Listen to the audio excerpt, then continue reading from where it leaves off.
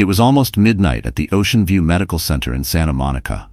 The city lights blinked far below the window, soft and golden against the cold hospital glass. Haley Morgan, 7 months pregnant, lay half asleep in her private suite, an IV taped to her wrist and a faint beeping sound from the fetal monitor keeping rhythm with her shallow breaths. The air smelled like antiseptic and rain. For a moment, everything was quiet, too quiet, until the door burst open. Adrian Blackwell stepped in, tall, immaculate, wearing a navy suit that looked freshly pressed from a Beverly Hills gala. His Rolex glinted under the fluorescent light. But what froze Haley's heart wasn't him, it was the woman following behind. Sienna Vale, 24. Perfect hair, perfect smile, Dior bag on her arm, phone already raised like she was vlogging a fashion event instead of intruding into a maternity ward. Adrian? Haley's voice cracked. What is she doing here?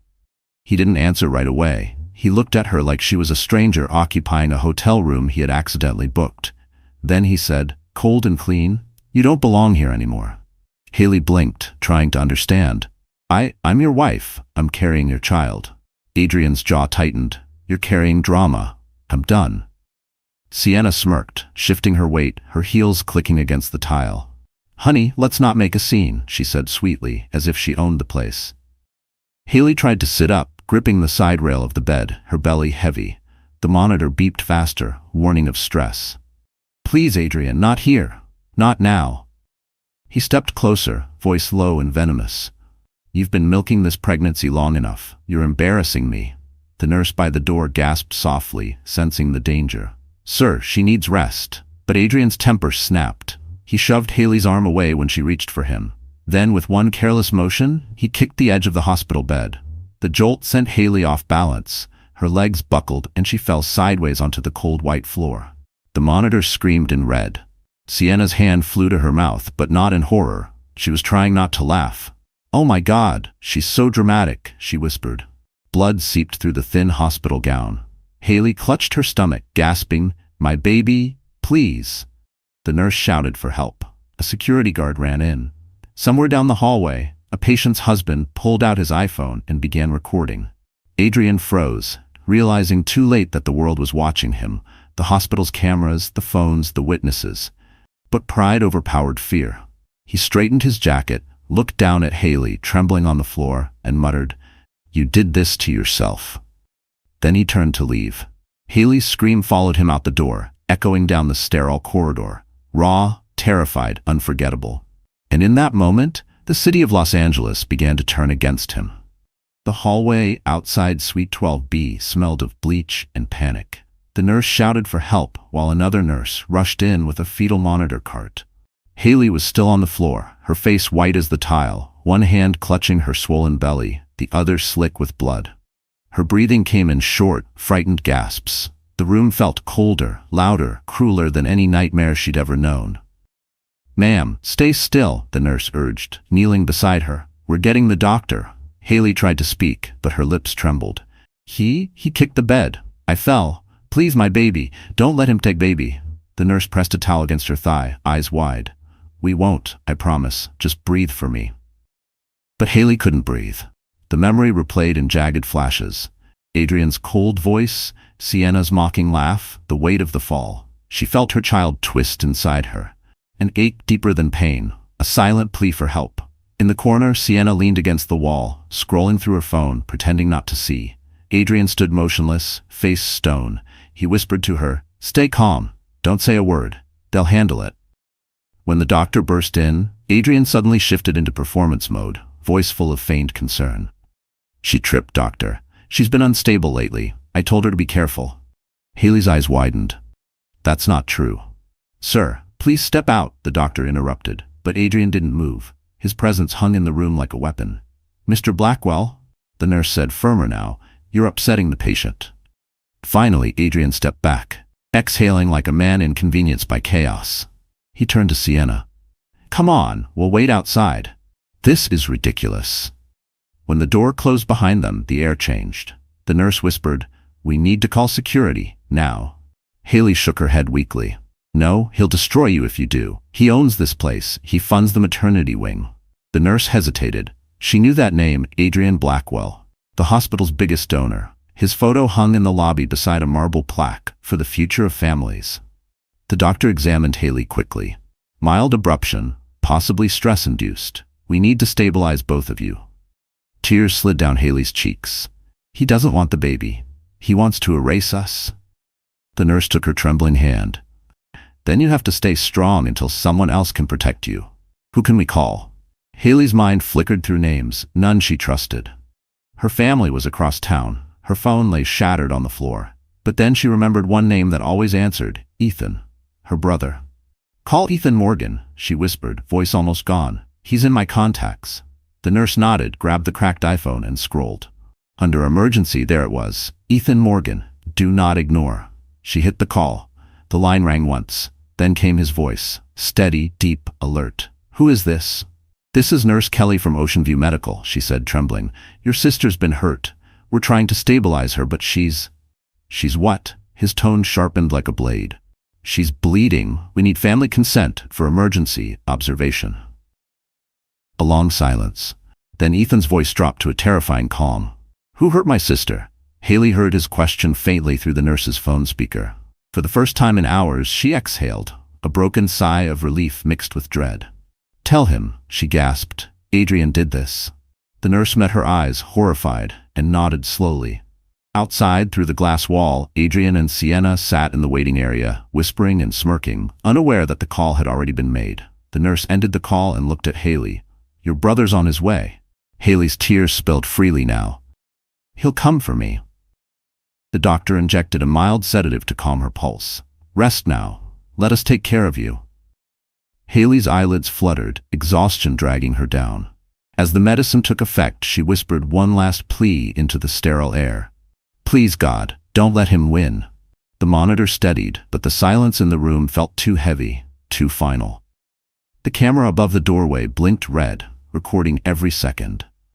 And somewhere out there, Ethan Morgan was already breaking every speed limit between Glendale and Santa Monica.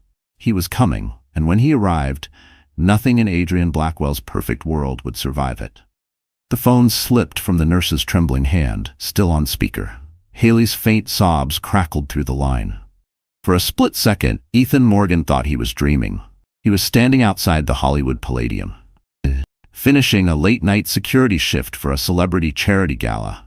Neon lights reflected off the hood of his black SUV. But the sound of his sister's voice, weak, terrified, pleading, ripped through every layer of calm he'd built since his days in the Marines. Haley? He barked. What's happening? Talk to me. The nurse's voice quivered. Sir, she's safe for now. She fell, but there was trauma to the abdomen. We're stabilizing her. Ethan's grip tightened around the steering wheel. She didn't fall, he said through clenched teeth. Someone hurt her. The nurse hesitated. Yes, sir, your sister said her husband was involved. That was all he needed to hear. The streetlights blurred as he started the car, the growl of the engine cutting through the night. Text me the hospital name, he ordered. I'll be there in 15 minutes. He hung up and hit speed dial. Marcus, he said when his brother answered groggily from New York. Adrian put his hands on Haley. She's in the hospital, 7 months pregnant. She's bleeding. The line went silent. Then Marcus's voice, low and surgical, replied, Where? Santa Monica. Ocean View Medical. I'll be on the first flight. Don't do anything stupid, Ethan. I'm past stupid. Ethan ended the call. His eyes glowed with fury, headlights slicing through traffic as he drove like a man possessed. He remembered the first time he met Adrian Blackwell, at the wedding rehearsal dinner 2 years ago. Adrian wore the same fake smile he used in magazine covers, shaking hands with everyone as if blessing them with attention. Ethan had felt something off about him then. The way he'd looked at Haley not like a woman he loved, but like a trophy he'd won. Ethan had warned her. Men who control your bank account don't stop there, Haley. They start controlling your heartbeat. Now, that prophecy had come true. Inside the hospital, Haley lay pale under harsh white lights. She gripped the nurse's hand weakly. Did you call him? He's on his way, the nurse assured her. Haley exhaled shakily. For the first time that night, she allowed herself to believe she might survive this. Outside, Adrian paced near the vending machines, whispering to his publicist over the phone. Damage control now. If anything leaks, You say she's been emotionally unstable since her mother died. No comments about the mistress. Call her a family friend. Got it? Sienna scrolled through social media, deleting her latest posts. Babe, people already saw me tag the hospital earlier, she said, half whispering. It's getting traction. Adrian's jaw clenched. Delete it all. I'll handle her brothers if they try anything. They're nobodies. Down the street, the low rumble of a speeding engine grew louder. Ethan's SUV skidded into the hospital driveway, brakes screaming. He jumped out, still wearing his black security jacket, boots hitting the pavement like thunder. The night guard recognized him and moved aside without a word. He stormed through the lobby, eyes wild, scanning for his sister. The receptionist started to stop him, then saw the blood on his knuckles from where he'd gripped the steering wheel too hard and froze. Suite 12B, she whispered. Ethan took the stairs 2 at a time. Every echo of his boots felt like a countdown to war. When he reached the hallway, he saw Adrian standing there, back turned. For one frozen second, time stopped. Adrian? Ethan's voice dropped to a growl that shook the sterile air. Adrian turned, startled but trying to recover his smug composure. Ethan, this is not what it looks like. Ethan's fist collided with the wall beside Adrian's head, an inch from his face. The plaster cracked. The sound echoed down the corridor. You laid a hand on my sister? Ethan hissed. You kicked a pregnant woman? You think your money makes you bulletproof? Adrian paled. You should leave before I call security. Ethan leaned in close, his breath hot with rage. You already called me. Behind the glass door, Haley's monitor beeped steadily again. She couldn't see what was happening, but for the first time, her breathing eased. She knew that voice. It was the sound of home. And outside that hospital room, war had just begun. The hospital corridor was silent, except for the steady hum of fluorescent lights. Nurses pretended to chart notes while sneaking glances at the tall man in the hallway, the one radiating fury. Ethan Morgan stood outside Suite 12B like a storm in human form, his jaw tight, fists still raw. Through the glass, he could see Haley asleep, Ivy running, the monitor tracing the fragile heartbeat of her unborn child. She looked smaller than he remembered, smaller and too still. Down the corridor, Adrian Blackwell was surrounded by 2 administrators in expensive suits. He wasn't wearing guilt, he was wearing charm. Gentlemen, he said smoothly, I'm deeply concerned about my wife's mental state. She's been under stress. The fall was an accident. I don't want her embarrassed in the media. One administrator nodded quickly. Of course, Mr. Blackwell. Confidentiality is our priority. Ethan's head snapped toward them. Confidentiality? You mean cover-up? Adrian turned with a lazy smile. Ethan, you're not a patient or family authority. Please don't raise your voice. Family authority? Ethan spat. She's my sister. That makes me the only authority that matters right now. The taller administrator stepped in. Sir, this is a private facility. You'll have to wait in the visitor's lounge until... Ethan shoved the man's clipboard back into his chest. You think I'm leaving her alone with that psycho again? Not a chance. The nurse from earlier, Kelly, appeared beside him, voice trembling. Mr. Morgan, it's okay. She's safe. She's sleeping. Adrian folded his arms, his confidence growing again. Kelly, thank you. I'll handle this from here. You may go. But the nurse didn't move. Her eyes darted from Ethan's clenched fists to Haley's pale face. Something in her conscience snapped. She lowered her voice. Mr. Morgan, for the record, your sister didn't fall. I saw the angle of impact. The bruise pattern doesn't match a fall. Someone kicked the bed. Ethan froze. His chest rose and fell like a man trying not to explode. And that someone, he said slowly, turning his gaze back to Adrian, is standing right here. Adrian's mask slipped for half a second. Watch your mouth, ex-military. You touch me and I'll have you arrested. Ethan stepped closer, whispering, Then you better call your lawyer now. The administrators glanced at each other, alarmed. Hospitals didn't like noise, and this was thunder. Moments later, Marcus called from his flight, voice calm but sharp. Ethan, listen. Don't hit him. Record everything. They'll try to discharge her to erase liability. Ethan muttered into the phone. They already are. In the back office, the chief medical officer was whispering to legal counsel.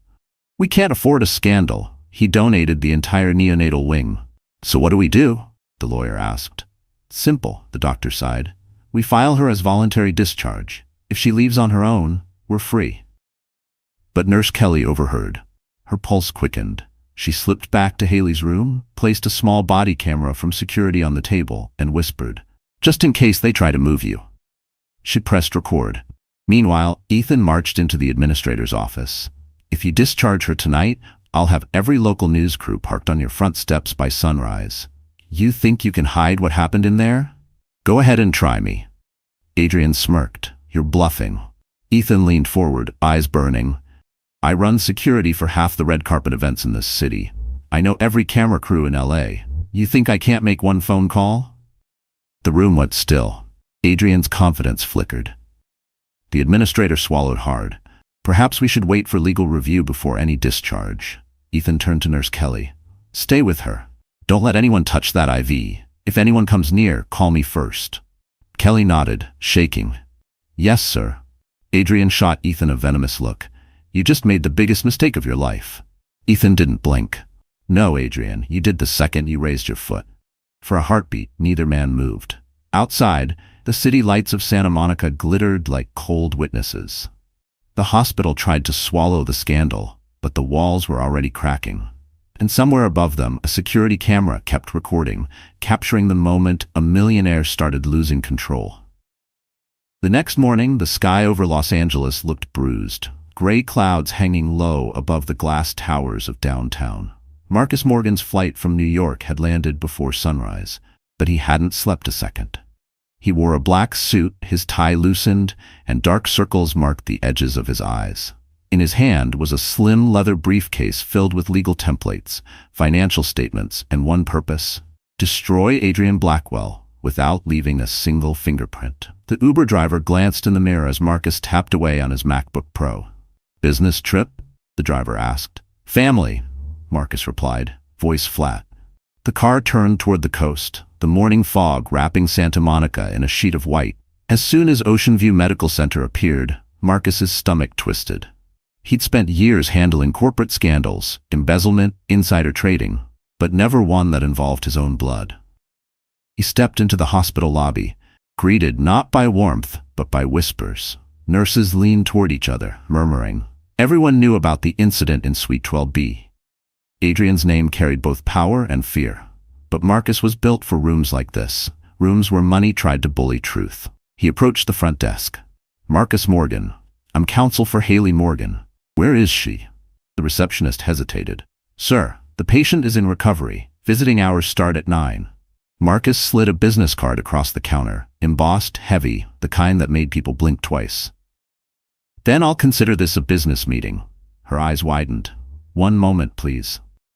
Minutes later, Nurse Kelly appeared, relief flashing across her face. "You're her brother?" "Yes," Marcus said, following her down the hall. "How bad is she?"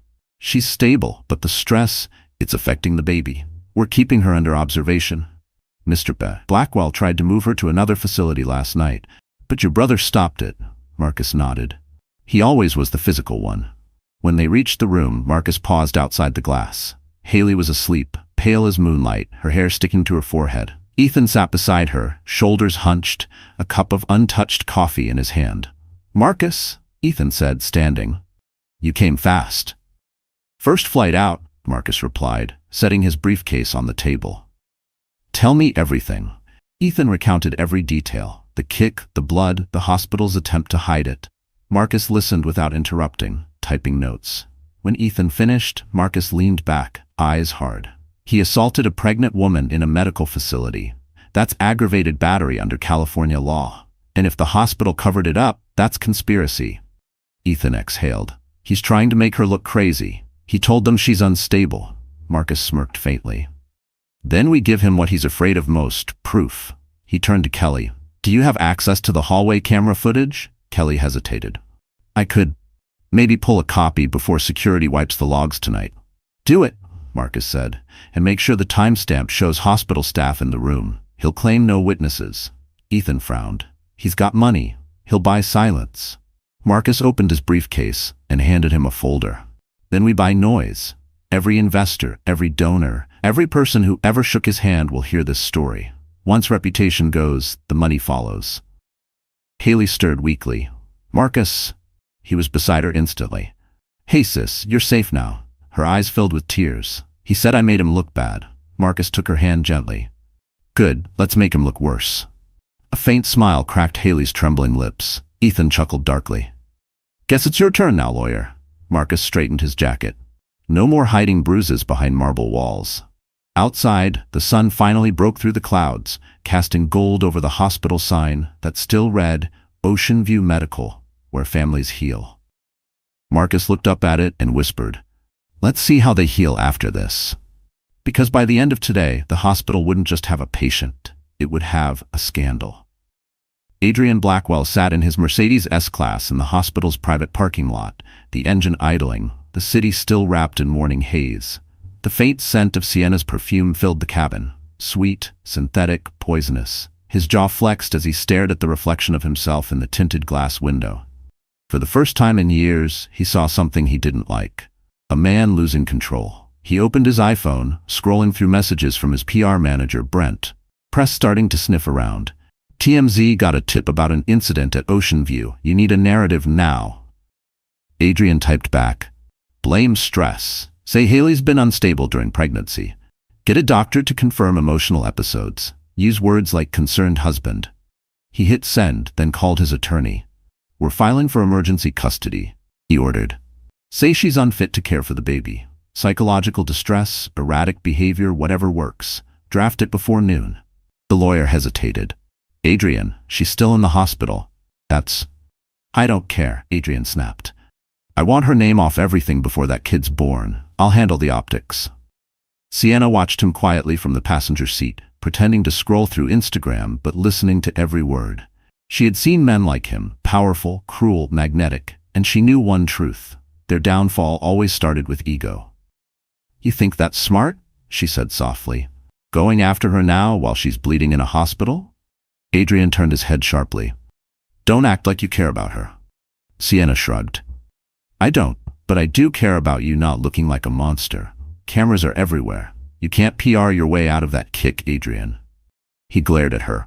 You think I'm stupid? No, she said, meeting his gaze. I think you're scared. For a moment, silence. Then Adrian leaned back, smirking. Scared? Please, I built half this city's skyline. The hospital takes my money, the press takes my calls. By tomorrow, Haley will be a fragile mother with anxiety issues, and I'll be the loving husband who tried to help. He didn't notice the driver in the front seat stiffened slightly. Sam, his chauffeur of 5 years, kept his eyes forward, hands gripping the wheel tighter. He had driven Adrian through affairs, charity galas, and board meetings. But this was different. This was evil wearing a suit. Sam's phone vibrated quietly in his pocket. He glanced down, saw a missed call from an unknown number. Ethan Morgan. A message followed. If you know what he did, help us. It's time. Sam didn't reply. Not yet. But the words burned in his mind. Inside the hospital, Marcus was already planting seeds. He had obtained a flash drive with footage from the hallway camera, Adrian's figure clearly visible entering Haley's room, then the sound of impact and Haley's cry. It wasn't crystal clear, but it was enough.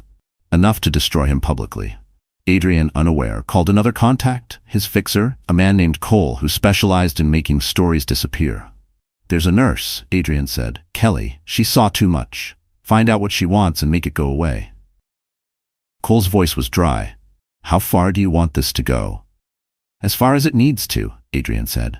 Money talks. He hung up, unaware that his call had been automatically recorded by the car's security system, a new feature Sienna had set up weeks earlier to protect their privacy. She smiled faintly, watching the recording indicator blink red. One day, she thought, this might save her life. Adrian lit a cigarette, inhaled deeply, and exhaled arrogance. By tonight, everyone will believe she's insane, he muttered. Sienna looked out at the hospital windows where Haley lay fighting for her baby.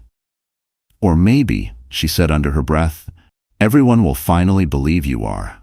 He didn't hear her. He was already dialing another number, his mind on press statements, lawyers, and damage control. He still believed he could erase her. But the truth was already writing itself, in pixels, recordings, and witnesses that money couldn't buy.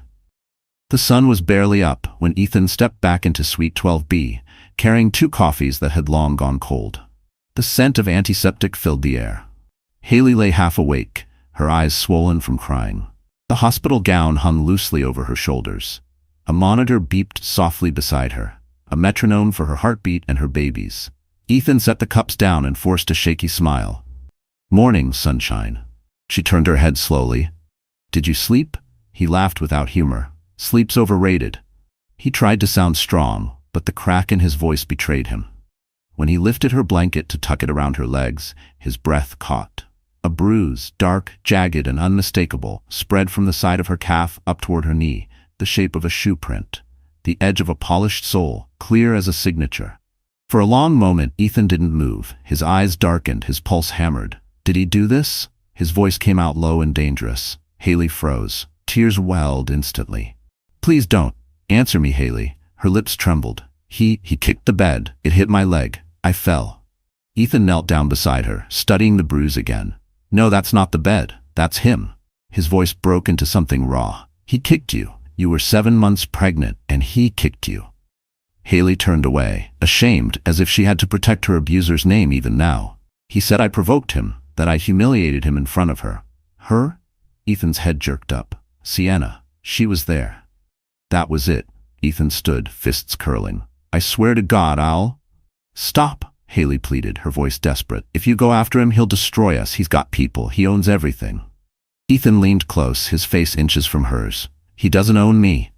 Before she could answer, Nurse Kelly entered, carrying Haley's chart. She froze when she saw the bruise. "Oh my God, they said she tripped." Ethan looked up sharply. "Who said that?" "The administrators. They told us to keep quiet because Mr. Blackwell funds the neonatal unit." Her voice dropped. "They're scared of him." Ethan straightened, jaw tight. "Then maybe it's time someone scares them back."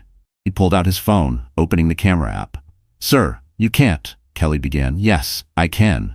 He snapped photos of the bruise from every angle, the timestamp glowing on the screen. "This isn't just a bruise, it's evidence." Kelly's hands shook. "They'll fire me if they find out I helped." Ethan met her gaze. "You didn't help. You did your job."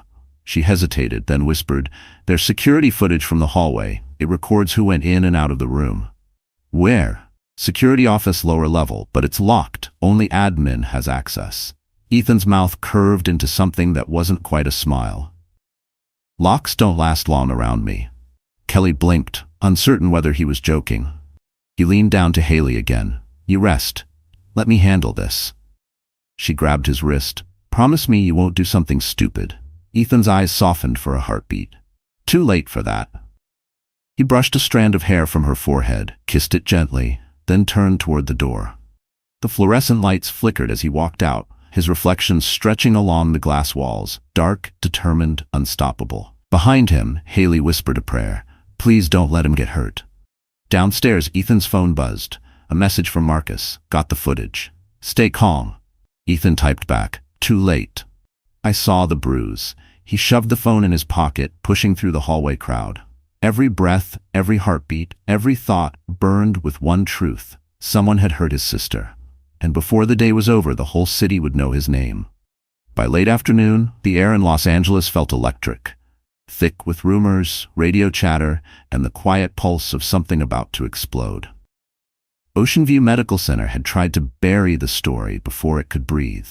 But truth has a way of leaking through cracks, especially when those cracks are shaped like guilt.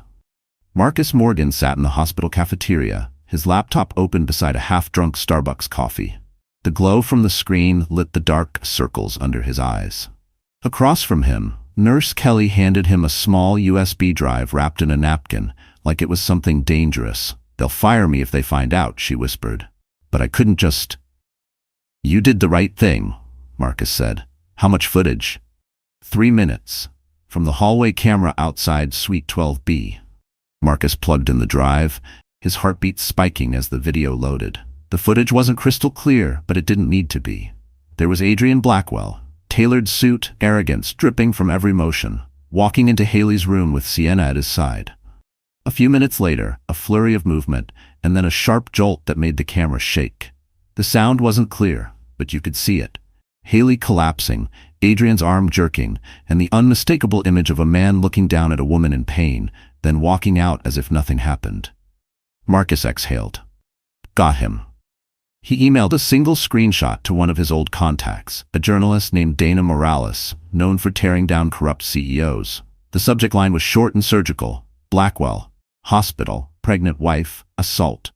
10 minutes later, his phone buzzed. Dana's text appeared. If this is real, I'll bury him. Give me an hour. Ethan walked in then, face flushed from pacing. Please tell me you've got something. Marcus turned the laptop toward him. Ethan leaned in, eyes narrowing as the clip played. When the image of Haley hitting the floor appeared, Ethan's fists clenched so tightly his knuckles turned white. I swear, I'm gonna… No, Marcus interrupted. You're gonna stay calm. We let the press do the fighting first. Anger makes mistakes, evidence doesn't. Ethan glared. You really think headlines will stop a guy like Adrian? Marcus's voice dropped to a whisper. No, but investors will. Meanwhile, in a penthouse overlooking Beverly Hills, Adrian's phone buzzed nonstop. His PR manager called again. We have a problem. A journalist just contacted me asking for comment about an assault video. Adrian's stomach flipped. That's impossible. There's no video. Apparently there is. She says she's seen screenshots. Adrian's temper cracked. Find out who leaked it. Sienna sat across the room scrolling Twitter, her face drained of color. Adrian, your name's trending. He snatched the phone from her hand. The screen flashed with a headline. Real estate tycoon Adrian Blackwell accused of assaulting pregnant wife in hospital. Hashtags were already multiplying. Justice for Haley, Blackwell scandal, protect mothers. Adrian felt his chest tighten. He'd been in crisis before. Lawsuits, affairs, angry investors. But this was different. The public loved an underdog. A bleeding pregnant woman in a hospital bed? That was a story money couldn't silence. At Ocean View, Marcus's phone lit again. Dana texted, posted, it's everywhere. Within minutes, every major outlet had picked it up. Talk radio hosts debated it. Morning show producers called for statements. Even a women's rights organization in LA issued a press release demanding an investigation. Marcus leaned back, rubbing his temples. Step one done. Ethan's phone rang. It was Haley. Her voice was weak, but her tone carried something new. Hope. I heard people are talking, she whispered. Is it true? It's true, Ethan said. The city's finally seeing who he really is. Haley cried softly on the other end. Then maybe my baby will be born into a world where he's not a god anymore. Ethan's throat tightened. He never was Haley, he just paid people to pretend. Outside the hospital window, news vans began parking along the curb, cameras rising like metal flowers facing the storm. The world was watching now. And for the first time, Adrian Blackwell couldn't buy silence, because truth had gone viral. Night fell over Los Angeles, but the lights of Ocean View Medical burned bright. Haley Morgan couldn't sleep. Every time she closed her eyes, the memory of the fall came back. The cold floor, the laughter, the taste of blood in her mouth. The sedatives had worn off, leaving only exhaustion and fear. But beneath that fear was something harder, sharper, anger. She turned her head and saw Marcus sitting beside her bed, typing quietly on his laptop. His sleeves were rolled up, his tie gone. The hum of the keyboard sounded like strategy. Working again? She asked weakly. He looked up, softening. Always. You're trending, by the way. Haley blinked. Trending? He nodded. The video's out. People are furious. Even a senator reposted the story. Adrian's image is collapsing in real time. For the first time, Haley's lips twitched into something close to a smile. Good. But Marcus's gaze darkened. It's not enough yet. We need history, patterns, proving this isn't the first time he's hurt you. Haley's throat tightened. You want me to relive it? I want him to never do it again, to anyone. Haley looked down at her trembling hands. She'd hidden the truth for years, convincing herself it wasn't abuse if there were no bruises. Adrian never needed fists. His power was colder, quieter. It started small, she whispered. He'd correct the way I spoke at dinners. Said I sounded too emotional.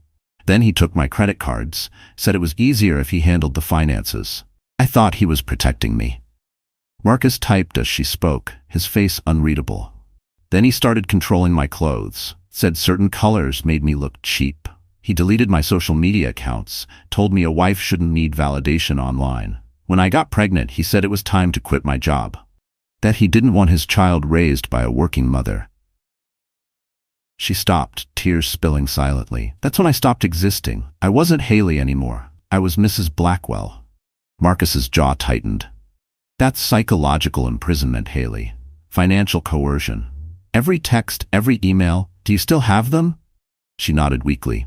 He made me back up my phone to his iCloud, but I kept screenshots on an old flash drive. It's in my jewelry box at home. Ethan appeared in the doorway, carrying a paper bag of food.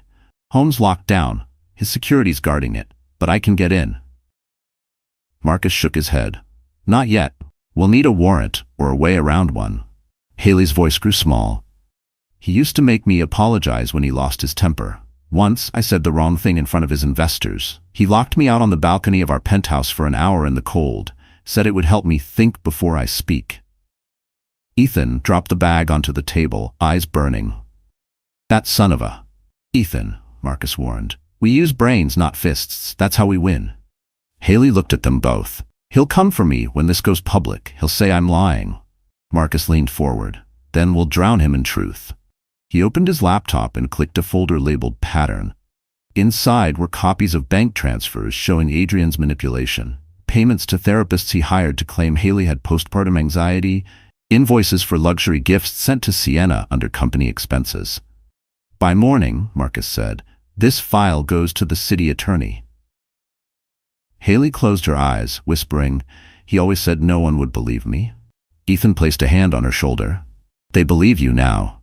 Outside, news vans still lined the street, headlights cutting through the dark. Haley watched them through the glass. For the first time in years, the city didn't feel like a cage. It felt like a witness. She turned back to Marcus. Then let's make him confess without saying a word. He nodded. We will. Because every empire built on control eventually collapses under the weight of the truth. By morning, the world had chosen a side. News outlets ran with the story. Millionaire real estate mogul accused of assaulting pregnant wife. Every station replayed the blurry hospital footage. Haley's cry echoed through living rooms from California to New York. Justice for Haley trended nationwide. But Adrian Blackwell was not the kind of man to stay quiet while his empire burned. Inside his penthouse office overlooking Beverly Hills, he stood before a wall of glass, phone pressed to his ear. Brent, I need control back. Today. Push a counter story. Haley has been suffering from perinatal psychosis. Use the medical jargon. Make it sound credible. I'll send you her medical reports. Adrian, this is spiraling, his publicist warned. The video's real. We can't spin a kick into compassion. Adrian's jaw twitched. We can if I'm the loving husband trying to get help for his unstable wife. You know how sympathy works. He hung up before the man could answer, then turned to Sienna, who sat curled on the leather couch, clutching her phone. Her mascara had smudged, and her perfect influencer calm was cracking. Why are you just sitting there? He snapped. Post something supportive, something about mental health. Make it sound like you care about her. Sienna looked up, trembling. Adrian, this is getting ugly. People are attacking me online. They're calling me a homewrecker. He stepped closer, eyes cold. You wanted the spotlight, sweetheart. Congratulations. You're in it. Tears welled in her eyes. You said you'd protect me. And I will, he hissed, if you do as I say. Meanwhile, across town at the hospital, Ethan scrolled through the latest headlines, rage boiling beneath his skin. He's calling her mentally unstable, he said, slamming his phone onto the table. He's twisting everything. Haley, pale but alert, looked up from her hospital bed. He's predictable. He's always blamed me for his actions. Let him talk. Marcus, standing by the window, replied, he's about to bury himself. The more he speaks, the more contradictions we get on record. The TV in the room flickered as a live press conference began. Adrian stepped up to a podium outside his office building, cameras flashing. He looked calm, remorseful, his specialty. I love my wife. He began smoothly. But Haley has been struggling with emotional challenges throughout her pregnancy. The incident at the hospital has been misunderstood. I would never intentionally harm her or our child. Gasps filled the hospital room. Haley's eyes widened as Adrian continued, every word carefully crafted to rewrite reality. I ask the media to respect our privacy as Haley receives the help she needs. I'm doing everything I can to support her recovery. Ethan punched the wall. He's painting her as crazy. Marcus didn't blink. Good. Let him lie on record. Once we release the time-stamped footage and medical reports, he'll be finished. We're giving him the rope to hang himself. As Adrian wrapped up, a reporter shouted, Mr. Blackwell, did you kick your wife while she was 7 months pregnant? Adrian's mask cracked for half a second. Absolutely not. That video is manipulated. Marcus smirked. That's the clip that'll destroy him.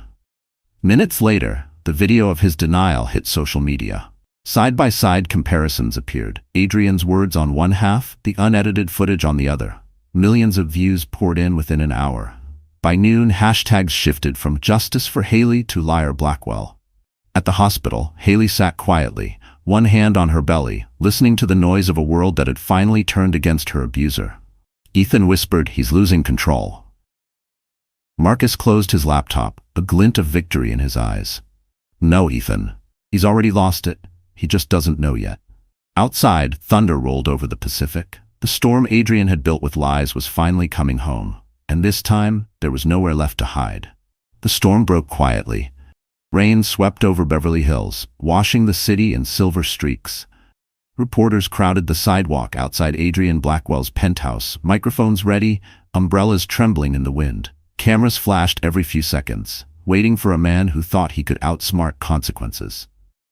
Inside, Adrian poured himself a glass of scotch, hands shaking just slightly. He hadn't slept. His phone buzzed constantly with calls from investors demanding answers, lawyers begging him to stay silent, and Sienna crying in the other room. He ignored all of them. Then, the intercom beeped.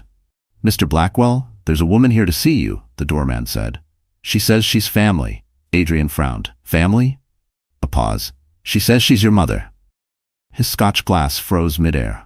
He hadn't seen Evelyn Blackwell in nearly 6 years, not since the day she called him a stranger wearing her son's face. They'd stopped pretending to care after his father's funeral. He'd built his empire alone, and he liked it that way. "Send her up," he muttered. A few minutes later, the elevator doors slid open, and there she was, Evelyn, mid-60s, elegant but simple.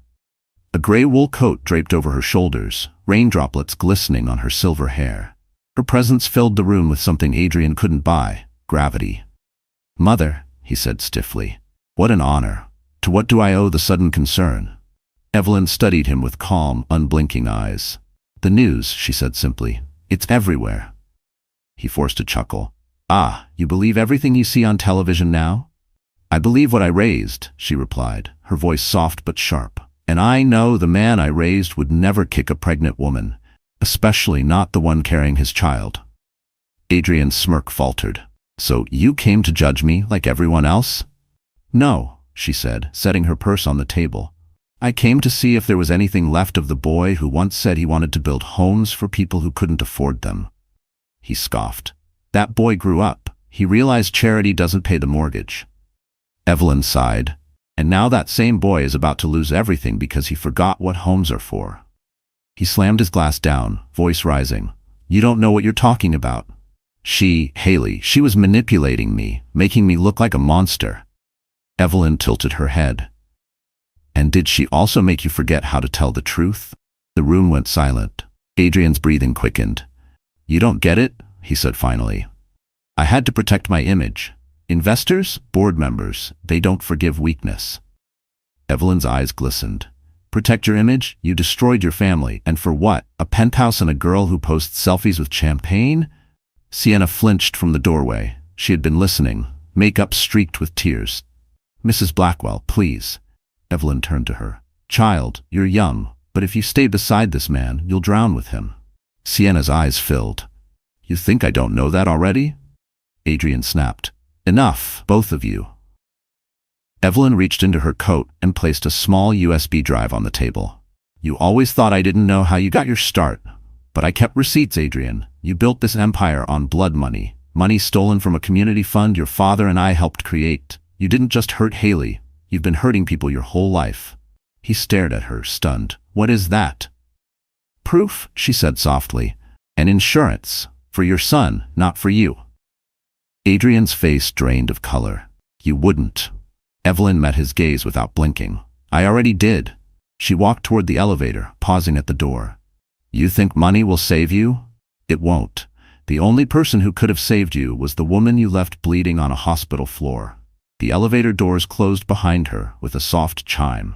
Adrian stood frozen, surrounded by glass and luxury, staring at the tiny USB drive glowing red on the table, proof that even a mother's love has limits. And for the first time, Adrian Blackwell felt something money couldn't erase: fear. It was past midnight when Marcus plugged the small USB drive into his laptop in the dim break room of Ocean View Medical. The rain outside had turned into a steady percussion against the windows, echoing like a countdown. Ethan stood behind him, arms crossed, watching the screen flicker to life. "What is this?" Ethan asked. Marcus's fingers hovered over the keyboard. "Evidence," he murmured, "and if what Evelyn said is true, it's the nail in Adrian's coffin." The first file opened. Spreadsheets, wire transfers, invoices. But these weren't ordinary business documents. They were proof of embezzlement. Money siphoned from a housing charity in South Central Los Angeles, the same one Adrian had bragged about funding in interviews. The funds were supposed to rebuild apartments for low-income families after a fire. Instead, they'd been funneled into luxury accounts: Tiffany, Dior, the Beverly Hills Hotel, and one recurring name on expense reports: Sienna Vale. Marcus scrolled faster, his pulse rising. He used charity funds to bankroll his mistress. Ethan leaned in, his jaw tightening. "How much?" "Close to $4 million, Marcus said, his voice low. "This isn't just a scandal. This is federal crime territory. Embezzlement, wire fraud. He's done." He clicked another folder, audio files. Each was labeled by date. Marcus hit play. Adrian's voice filled the room, smug and drunk. "She doesn't even know her name's off the deed. I moved the assets last month. If Haley wants to leave, she can leave with her clothes, not my money." Haley, sitting on the nearby bed, covered her mouth. Her eyes shimmered with disbelief and humiliation. "He said that?" she whispered. Marcus paused the recording, his voice calm but burning. "He said worse. Keep listening." Another file played. Adrian again laughing with someone, probably a business partner. "Women like Haley don't sue. They cry, they beg, then they disappear." Haley's hands trembled as she pressed them over her belly. Ethan's fists clenched so hard his knuckles turned white. Marcus closed the laptop gently. "We're done hiding. This goes to Dana Morales tonight. She'll hand it to the LA Quarry Times by morning." Haley shook her head, voice breaking. "He'll come after you. He'll come after all of us." Ethan kneeled in front of her. "Let him. We've lived in his shadow long enough." Marcus stood, his lawyer's mind calculating every angle. "This isn't about revenge anymore. This is about exposure. When he falls, the system that protected him falls too." Haley looked at him, her voice barely audible. "Why would his mother have these files?" Marcus gave a small, grim smile. "Because somewhere deep down, she still believed in right and wrong, and maybe she's finally ready to choose the right side." He inserted a flash drive and began copying the files. Progress bar, 14%, 26%. The seconds felt like hours. Ethan paced near the door, checking the hallway. "You think he knows she gave it to us?" Marcus didn't look up. "If he doesn't now, he will soon." Haley's monitor beeped steadily behind them. She spoke again, her voice stronger. "You'll send this to the police too?" Marcus nodded. "Yes, but the media first. Public pressure makes it impossible to bury. Once the story breaks, the authorities will have no choice but to act." When the transfer hit 100%, Marcus pulled the drive and pocketed it. "We have everything we need: fraud, tax evasion, abuse, and cover-up. He's finished." Ethan grinned, though his eyes stayed cold. "Then let's make it loud." At that moment, Haley reached for Marcus's hand. "Don't just destroy him," she whispered. "Make him remember what he did." Marcus squeezed her hand gently. "Oh, he'll remember. The whole city will make sure of it." Outside, thunder rolled again, as if the heavens themselves were preparing for judgment. Because when the truth finally surfaces, it doesn't whisper. It roars. By sunrise, Los Angeles was already awake with gossip. The Blackwell scandal had evolved from whispers to wildfire. Screens across the city flashed with headlines: "Millionaire mogul accused of assault, fraud, and infidelity." News helicopters hovered over Adrian's Beverly Hills tower, while radio hosts debated his fall like it was a sport. In the quiet chaos of Ocean View Medical, Marcus sat at a corner table with 2 phones and a laptop, methodically executing the plan. Every click, every email was a bullet aimed at Adrian's empire. Ethan paced the room like a caged animal. "You really think a few reporters can take down a guy like him?" Marcus didn't look up. "Not a few reporters," he said. 3 major outlets, 1 city councilwoman, and his largest investor. Together, they can burn a kingdom." He opened a new message, attaching the folder Evelyn had given them: financial records, audio files, proof of embezzlement. The subject line read, "For immediate review, Blackwell Charity Fund misuse, federal crime evidence." Then he sent it simultaneously to 3 recipients: Dana Morales, investigative journalist at the Los Angeles Times; Councilwoman Teresa Lang, a longtime critic of corporate corruption; Nathan Reeve, managing partner of Horizon Equity, the investor financing Adrian's biggest project. Ethan leaned over his shoulder. "That's all it takes? 3 emails?" Marcus smiled thinly. 3 matches can light a city. At the same time, across town, Adrian was dressing for what he called damage control day. His assistant entered the room hesitantly. "Sir, the board meeting's in 20 minutes. Investors want reassurance." Adrian adjusted his cufflinks, the gold glinting in the morning light. "They'll get reassurance. I built this company. They wouldn't dare cross me." But when he arrived at the Horizon Equity offices, a sleek glass building on Wilshire Boulevard, something was off. The receptionist wouldn't meet his eyes. 2 men in suits whispered as he passed. The air was thick with judgment. He entered the boardroom. Normally people rose when Adrian walked in. Today they stayed seated. Nathan Reeve, the investor, slid a folder across the marble table. "Adrian, care to explain this?" Inside were printouts of the charity fund documents Marcus had leaked. Bank transfers, Sienna's name, the audio of Adrian laughing about Haley, crying and disappearing. "This is fabricated," Adrian said sharply. "It's slander. I'll sue every one of you." Nathan leaned back, unimpressed. "You used our project funds to pay off personal expenses and hide your mistress's rent. The city's already asking questions. We're cutting ties, effective immediately." Adrian's throat tightened. "You can't." "I can, and I just did," Nathan said. "Also, the city council's opening a formal ethics investigation. You'll be hearing from them." Adrian's composure fractured. "Do you have any idea who I am?" Nathan's cold smile didn't waver. "Yes, a man who just lost everything." Across the city, Marcus watched the first news notifications hit his screen. Horizon Equity suspends partnership with Blackwell Properties. A minute later, another alert. Councilwoman Lang calls for investigation into misuse of public funds. Ethan exhaled a shaky laugh. "That's one hell of a morning." Marcus grinned faintly. "And it's only 9 a.m. Down in Beverly Hills, paparazzi gathered outside Adrian's building as his Mercedes pulled in. He stepped out into a blinding storm of camera flashes. Reporters shouted, "Mr. Blackwell, did you steal from your own charity? Is it true you assaulted your wife?" Adrian's jaw clenched. No comment.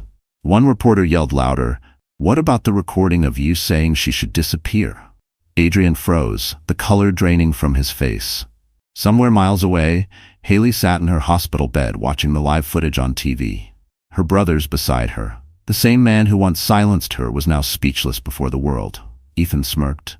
"Looks like your empire's talking for you, Adrian." Marcus raised his coffee cup in a mock toast. "To justice." Haley didn't speak. She just smiled faintly. The kind of smile that comes when you finally breathe after years underwater. And for the first time, the king of Beverly Hills realized his crown had melted into ashes. The morning after Adrian's empire began to collapse, Ocean View Medical was swarmed with reporters. News vans lined the street, cameras pointed at the hospital's main entrance.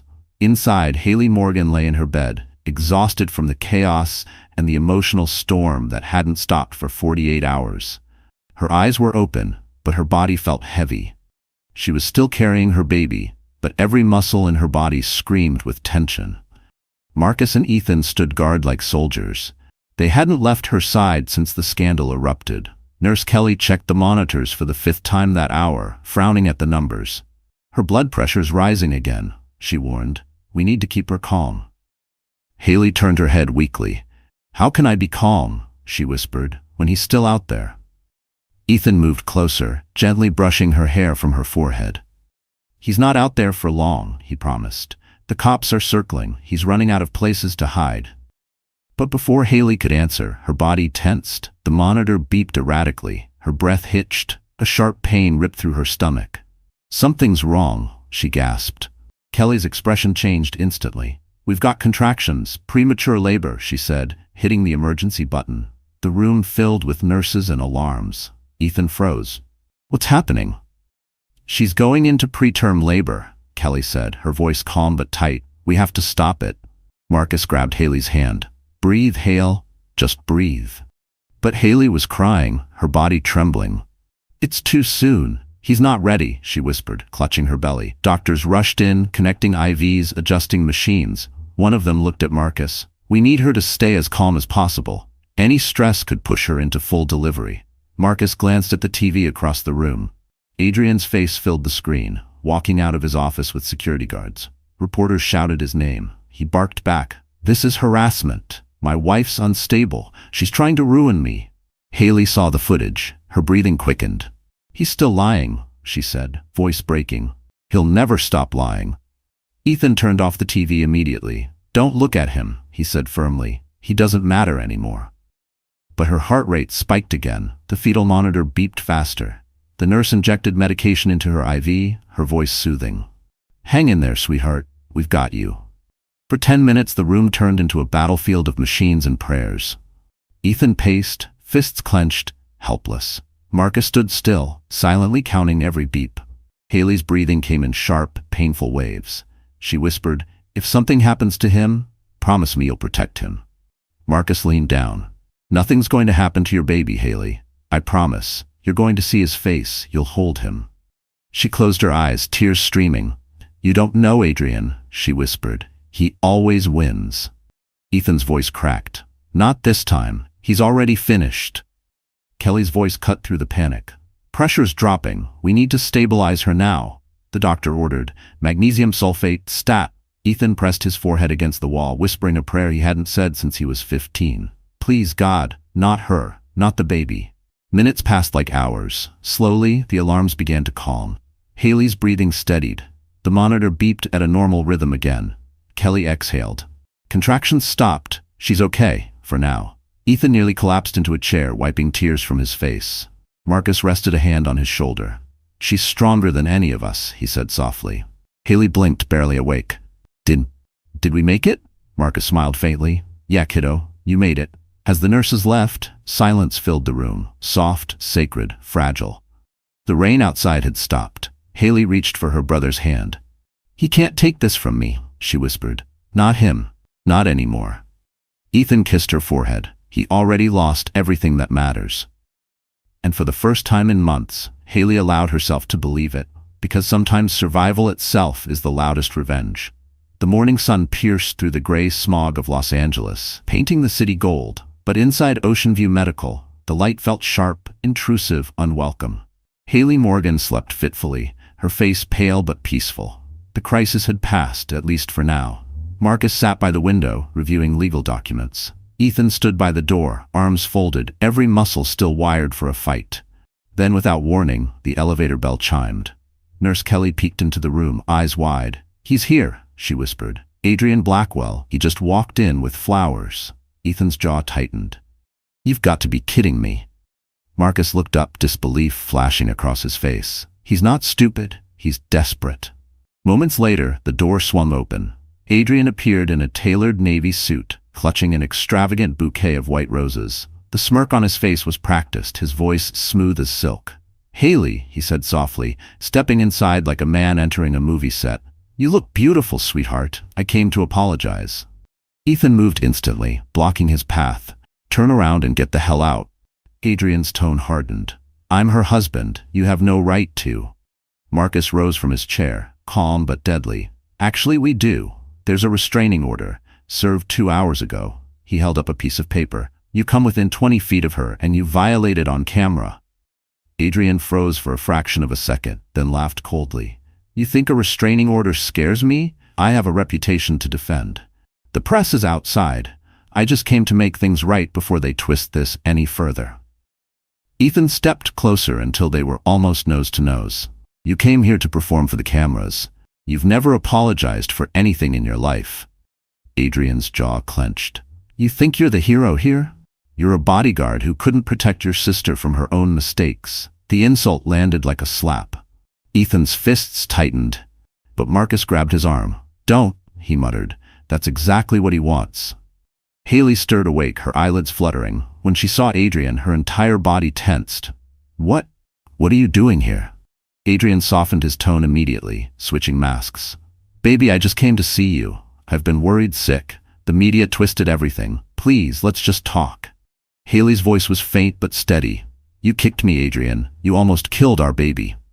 He blinked, his charm cracking for an instant. No, sweetheart, that's not what happened. You fell.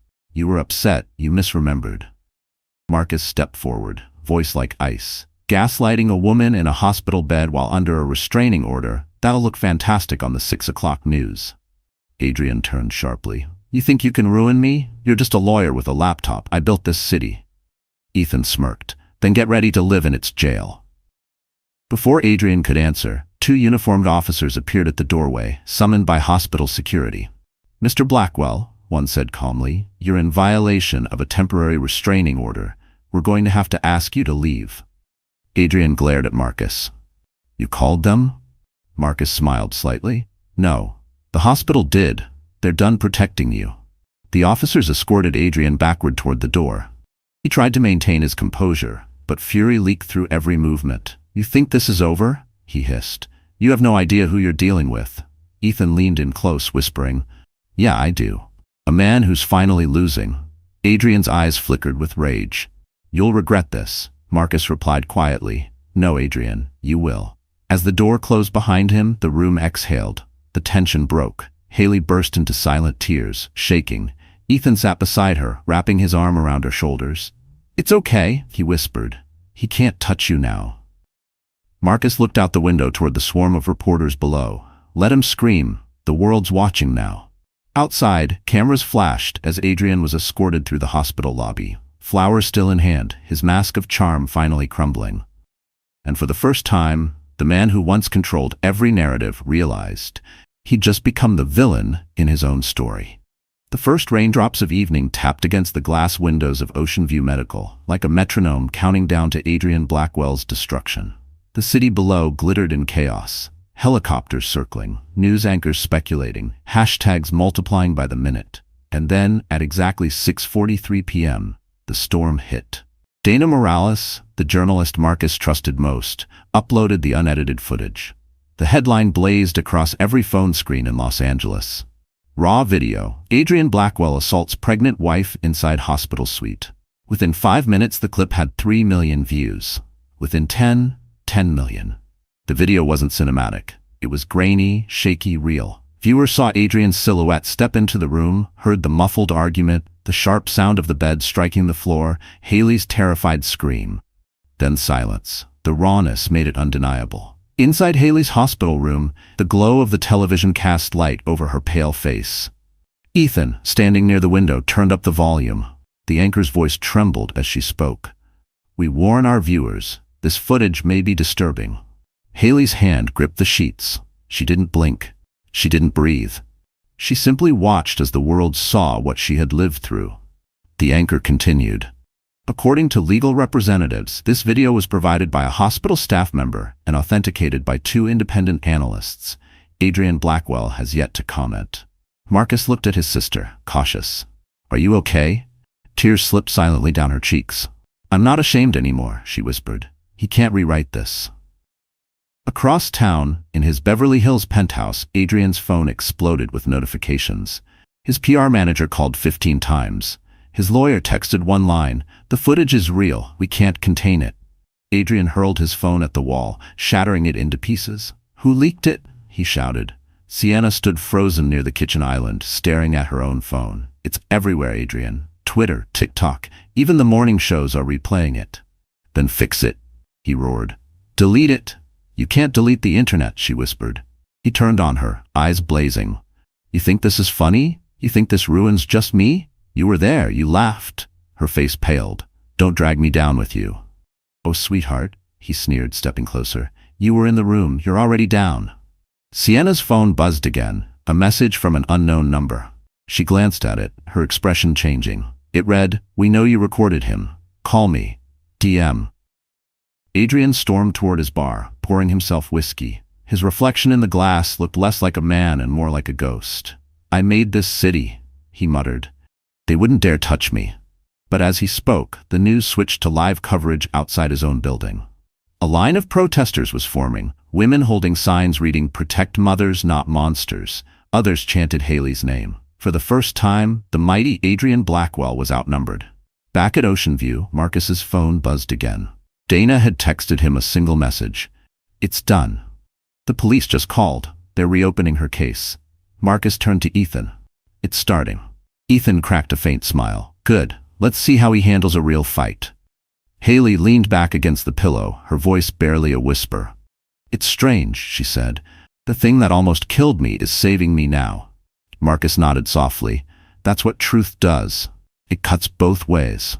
Meanwhile, downtown LA, the district attorney's office released an official statement. "We are aware of the circulating video involving Mr. Adrian Blackwell and are initiating a criminal investigation for domestic assault and financial misconduct." Ethan read the alert aloud. Haley closed her eyes, a slow breath escaping her chest. For the first time in years, she didn't feel afraid to sleep. Across town, Adrian stood by his window, staring down at the flashing lights, news vans, sirens, protesters. His empire reflected back at him through shattered glass. He raised his drink to his reflection and muttered, "They'll forget by tomorrow." But as the world shared Haley's story, one truth became clear. This wasn't the end of his scandal, it was the beginning of his reckoning. Morning sunlight cut through the smog over Beverly Hills, but it didn't warm the glass towers where Adrian Blackwell once reigned. The air inside Horizon Equity's conference room was frigid, thick with the tension of collapsing wealth. Adrian stood at the head of the long marble table, his reflection staring back at him from its polished surface. A man who used to inspire fear now looked cornered. Across from him sat 5 investors, each worth more than he'd ever admit. Their faces carved from stone. The biggest among them, Nathan Reeve, adjusted his Mont Blanc pen and spoke first. "Adrian, we watched the footage. We also saw the financial reports. You lied to us." Adrian forced a smirk. "You think some viral video and a few doctored spreadsheets define me? This is a witch hunt. My wife is unstable." "Stop," Nathan interrupted sharply. "Do not call her unstable, not in this room." The silence that followed was deafening. Another partner, a woman in a red suit named Claudia Lee, leaned forward. "The LA Times just published documents showing you used our funds to cover your mistress's expenses. You spent investor money at Dior and Tiffany. You built a penthouse on Rodeo Drive as a corporate retreat. You think we're blind?" Adrian slammed his fist on the table. "That money was part of discretionary spending." Claudia didn't flinch. "Discretionary spending doesn't include diamond necklaces for an influencer." Nathan folded his hands. "We trusted you with millions. You repaid us with fraud and scandal. We're severing all business ties effective immediately." Adrian's mask cracked. "You can't do that." Nathan slid a folder toward him. "Already did. We've also contacted federal investigators. You'll be hearing from them soon." Adrian stared at the documents, his face draining of color. For a man who once controlled empires, he suddenly looked small. "You'll regret this. I'll sue every one of you." Nathan stood. "You'll be too busy trying to stay out of prison." As the investors filed out, Adrian's knees weakened. The room spun around him. He was alone now, completely, humiliatingly alone. Outside, reporters swarmed the building. They shouted questions as he exited through the lobby. "Mr. Blackwell, do you deny the embezzlement charges? Are you cooperating with the investigation? Do you have a message for your wife, Haley?" Adrian didn't respond. He forced a smile for the cameras, the kind he'd practiced his whole life. But his hands trembled. When one reporter asked, "Is it true your company's investors pulled out?" he snapped. "Get out of my way," he barked, shoving the microphone aside. The footage aired within an hour. An angry man lashing out, no longer the polished CEO, but a villain unraveling in real time. Social media feasted on it. Comments poured in by the thousands. "Look at him losing it. That's the real Adrian Blackwell. Karma always comes back." At Ocean View Medical, Marcus watched the video with quiet satisfaction. "He's done," he said simply. Ethan leaned over his shoulder. "What's next?" Marcus smirked. "The law catches up." Haley sat in bed, sipping tea with trembling hands. "They'll arrest him?" Marcus nodded. "It's only a matter of time. Financial crimes always leave a trail, and Evelyn's files gave us everything." Ethan chuckled softly. "Guess money can't fix everything after all."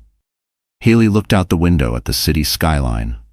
"It fixed him for a long time," she said quietly, "but it can't buy forgiveness."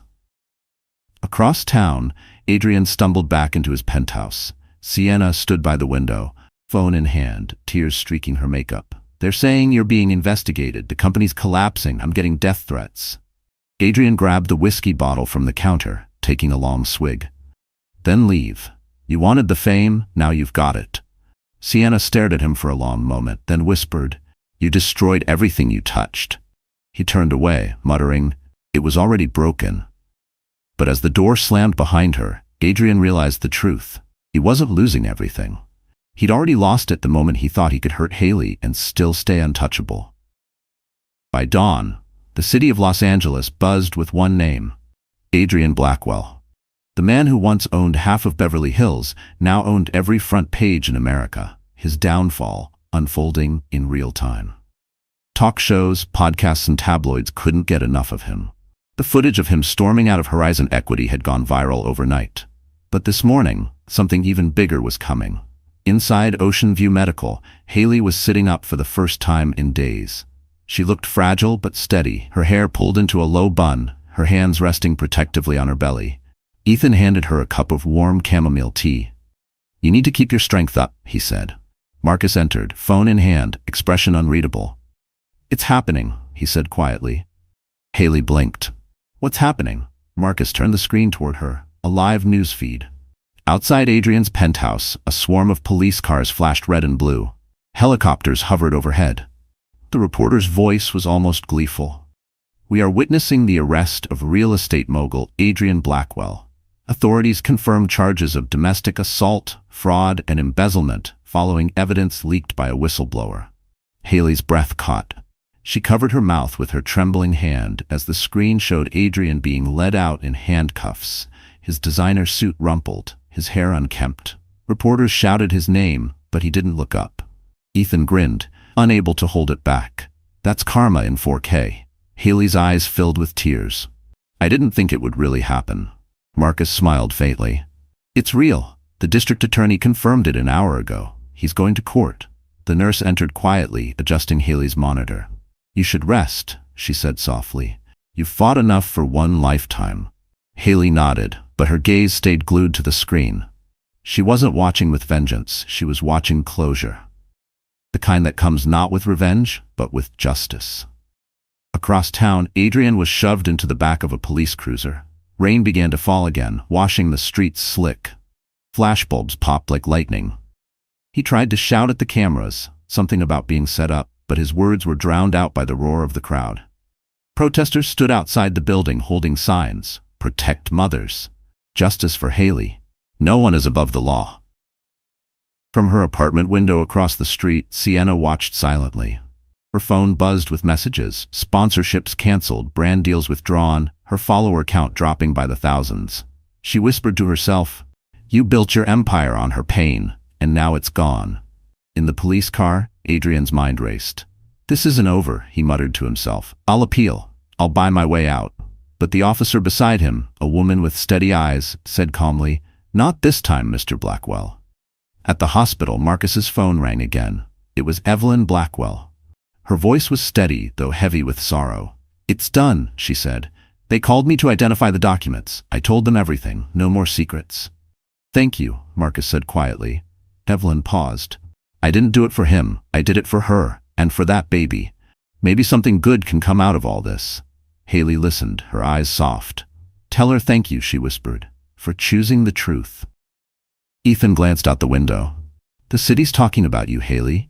You're not a victim anymore. You're a symbol." Haley shook her head. "I don't want to be a symbol. I just want peace." Marcus smiled gently. "You've earned it." Outside, the morning light broke through the rain clouds, casting gold over the city skyline. The same city that once worshipped Adrian Blackwell was now turning its gaze to someone else, a quiet woman in a hospital gown who refused to stay silent. On TV, as police escorted Adrian into custody, a reporter said, "Justice has finally arrived for Haley Morgan." Haley exhaled slowly, a tear slipping down her cheek, not from sadness, but relief. Because this time, the world didn't protect the powerful. It believed the broken. 2 months later, Los Angeles was still buzzing. The trial of Adrian Blackwell versus the state of California had become the biggest media circus since any of them could remember. Outside the courthouse, camera crews camped day and night. Protesters held signs with Haley's name printed in bold letters. Inside, the man who once ruled the skyline now sat behind a defense table in a cheap gray suit, eyes hollow, hands trembling. Haley arrived quietly that morning, escorted by Ethan and Marcus. She wore a simple cream dress and no jewelry, just calm dignity. The hallways fell silent as she walked past. People whispered her name, some nodding in quiet respect. Marcus leaned close. "You don't have to do this if you're not ready," he said softly. Haley shook her head. "I have to. I want him to hear the truth from the person he thought couldn't speak." In the courtroom, the tension was suffocating. The prosecutor, a sharp-eyed woman named Dana Klein, stood tall beside Haley. On the other side, Adrian sat beside his lawyer, face pale and drawn. He didn't look like a millionaire anymore, just a man unraveling. When Haley took the stand, the room stilled. Even the reporter stopped typing. Her voice trembled at first, then strengthened with every word. "He told me no one would believe me," she said. "That money could erase anything. That people like me should be grateful to people like him." She paused, glancing at Adrian. His eyes flickered, but he said nothing. "He took everything, my confidence, my safety, my voice. But when he kicked me that night, something broke that he couldn't fix. Not my ribs, not my heart. His power." The jury watched, transfixed. The prosecutor stepped closer. "And why are you here today, Haley?" Haley took a deep breath. "Because silence protects monsters, and I won't be part of that silence anymore." A wave of murmurs rippled through the crowd. The judge called for order. Across the room, Adrian's lawyer stood. "Mrs. Morgan, isn't it true you've suffered from emotional instability since your pregnancy?" Haley met his gaze, unshaken. "Yes, because of him." The lawyer hesitated, flustered. "And yet you expect this court to believe your recollection over my clients." Marcus, sitting in the gallery, muttered under his breath, "He's finished." The prosecutor cut in smoothly. "Your Honor, permission to submit new evidence." The judge nodded. Dana Klein played an audio recording, the one Evelyn had found. Adrian's voice filled the courtroom. "Women like Haley don't sue. They cry, they beg, then they disappear." Gasps filled the room. Adrian's face drained of color. His own words echoed like a death sentence. Haley closed her eyes briefly, a tear sliding down her cheek. Ethan gripped Marcus's shoulder. "That's it. That's the nail." When court adjourned for the day, reporters swarmed the steps. But Haley didn't speak. She just walked past them, head high, sunlight glinting off the courthouse steps. Inside, Adrian sat motionless as the courtroom emptied. His lawyer whispered, "We can try to settle." Adrian didn't answer. His empire was gone. His reputation ash, his freedom slipping away, one verdict at a time. That night, news anchors spoke the words Haley had waited months to hear. Day one of the trial has ended with devastating testimony from Haley Morgan. The prosecution's evidence appears overwhelming. At Ocean View, Haley sat by the window holding a small baby blanket, the one she had been knitting in secret since her son's birth a few weeks earlier. Ethan smiled softly. He'll grow up knowing his mom changed something bigger than herself. Haley nodded. "No, we did." Marcus raised his coffee cup. "To truth." She smiled faintly. "To freedom." Outside, the courthouse lights glowed like beacons against the night. And for the first time, Haley didn't just survive her story, she owned it. The courtroom was silent. Even the air felt like it was holding its breath. The jury had been gone for 6 hours. Haley sat at the front beside her lawyer, fingers laced tightly together. Ethan stood behind her, his hand on her shoulder, while Marcus leaned against the wall, arms crossed, eyes fixed on the door the jurors would walk through. When the bailiff finally opened it, the room erupted into whispers. 12 faces filed back into the jury box, solemn, unreadable.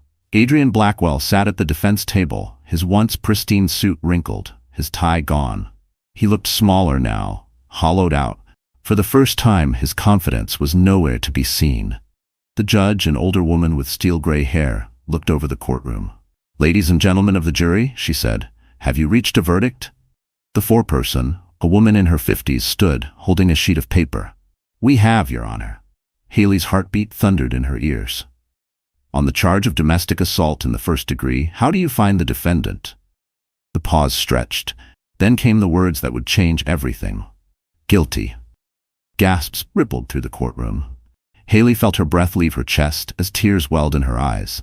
The foreperson continued, voice steady. On the charge of embezzlement and financial fraud, we find the defendant guilty. Marcus exhaled slowly, his jaw tightening with vindication. Ethan closed his eyes, whispering, "Finally." Adrian sat frozen. He didn't react, didn't blink. His lawyer leaned in, whispering urgently, but Adrian's eyes were locked on Haley, his last tether to control slipping away in front of the entire world. The judge nodded to the bailiff. "Mr. Blackwell, please stand." Adrian rose unsteadily. "This court hereby sentences you to 20 years in state prison, with eligibility for parole after 12. You are remanded into custody, effective immediately." The room erupted, journalists typing furiously, camera shutters snapping like rain. Haley stayed seated, shaking, overwhelmed by the sound of justice being spoken aloud. As officers cuffed Adrian's wrists, he turned toward her. For a brief moment, the charm that had deceived everyone flickered back. "You think this makes you free?" he hissed. "You'll always be mine." Haley lifted her chin, her voice steady. "No, Adrian, you don't own me anymore. You never did." The officers pulled him away. As he passed the reporters, the flash of cameras lit his pale, defeated face. The man who once believed he was untouchable now wore chains. When the doors closed behind him, the silence that followed was almost sacred. Haley turned to Ethan and Marcus. For the first time, she smiled without fear. "It's over," she whispered. Marcus nodded. "No, Haley, it's just beginning." Later that evening, the three of them stood outside the courthouse steps. The sun was setting, casting a golden glow across the city skyline. Reporters called her name, but Haley didn't stop for interviews. She just stood still, breathing it in. The noise, the chaos, the freedom. "Where to now?" Ethan asked quietly. Haley looked toward the horizon. "Home," she said. "Not the mansion he bought. A real home, one I'll build myself." Marcus smiled. "You've earned that." She glanced down at the small silver bracelet on her wrist, the one her mother had given her years ago. It wasn't gold or diamond encrusted, just simple and strong, like the woman she had become. As they walked away from the courthouse, cameras flashed behind them, capturing the image that would flood headlines the next morning. Haley Morgan leaves court victorious, a symbol of strength and survival. At that moment, she wasn't a victim or a scandal or a name in a headline. She was a survivor, a mother, a woman who had reclaimed her life from the ashes of someone else's empire. And somewhere behind prison bars, Adrian finally understood what true loss felt like. Not the loss of money or power, but the loss of control over the woman he thought he had broken. Because real justice isn't revenge. It's freedom. And Haley Morgan was finally free. So that's how our story ends. But maybe, my friend, you're still here for a reason. If you've watched all the way until now, it means something in Haley's journey touched your heart in its own quiet way. Maybe it reminded you that pain doesn't define us. It refines us. That no matter how dark the night feels, the sun still rises for those who keep standing. As Marcus Aurelius once said, you have power over your mind, not outside events. Realize this, and you will find strength. Haley's story isn't just about revenge or justice. It's about reclaiming peace after the storm, about choosing to heal instead of hate. And maybe, just maybe, it's a reminder for all of us that silence never protects us. Truth does. If you're going through something hard right now, remember, you are not broken, you are becoming. So, if this story moved you, if it made you feel something real, don't leave quietly. Hit that like button, share it with someone who needs courage tonight, and subscribe to stay with us. Because more stories of strength, redemption, and healing are coming. You're still here, and that means hope is too.